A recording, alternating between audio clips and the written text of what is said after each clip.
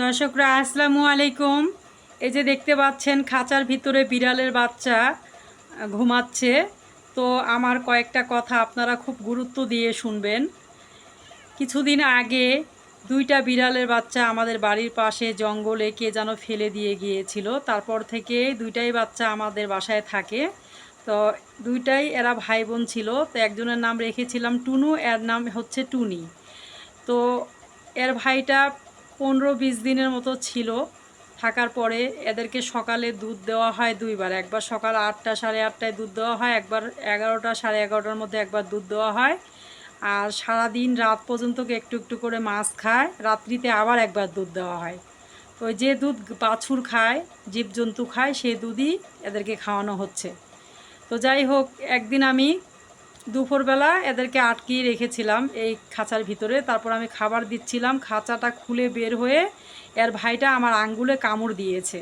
কামড় দিয়ে দাঁত বসায় দিয়েছে, রক্ত বের হয়েছে। আমি খুব তাড়াতাড়ি এদেরকে রেখে আমি কাপড় চোপড় পরে ভ্যাকসিন দেওয়ার জন্য রেডি হয়েছি। রেডি হয়ে রাগ উঠে গেছে খুব, যে এর আগেও আমি একবার ভ্যাকসিন খেয়েছিলাম।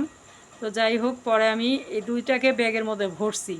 ভরে ভাবলাম যে আমাদের মহল্লা থেকে একেবারে দূরে গিয়ে নিয়ে ফেলে দিব।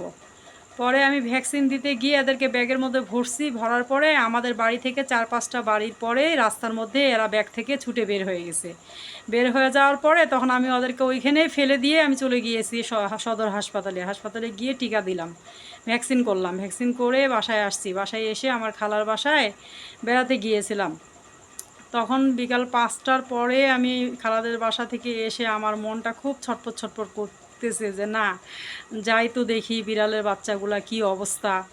আমি তো জীবজন্তুকে প্রচুর ভালোবাসি, জীবজন্তুর প্রতি আমার খুব দুর্বলতা আছে। যাই হোক, আমাদের নবীজি বিড়াল পালছেন, বিড়াল পালা সুন্নত। বিড়াল বাসায় রাখা ভালো, কিন্তু এরা হচ্ছে ক্ষতি করে, এটাই সমস্যা।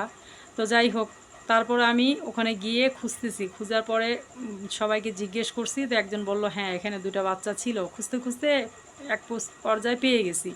পেয়ে যাওয়ার পরে তখন দেখতেছি দুইটা বাচ্চা এখানে বসে আছে। তার একটা বাচ্চার পেটের ভুঁটি কানা হয়ে গেছে। তার মানে কী রে, পেট থেকে রস পড়তেছে কেন? তখন আমি লাঠি দিয়ে ওদেরকে দেখলাম বিড়ালটাকে যে কুকুর কামড়াইছে, একটা পায়ের চামড়া তুলে ফেলছে আর পেটের ভুঁটি কানা হয়ে গেছে, রস পড়তেছে, মানে এর ভাইটা। তারপরে একে আমি বাসায় নিয়ে এসে রেখে তারপরে ওকে সেই মাগরিব পর্যন্ত আমি খুঁজতে খুঁজতে হয়রান হয়ে গেলাম।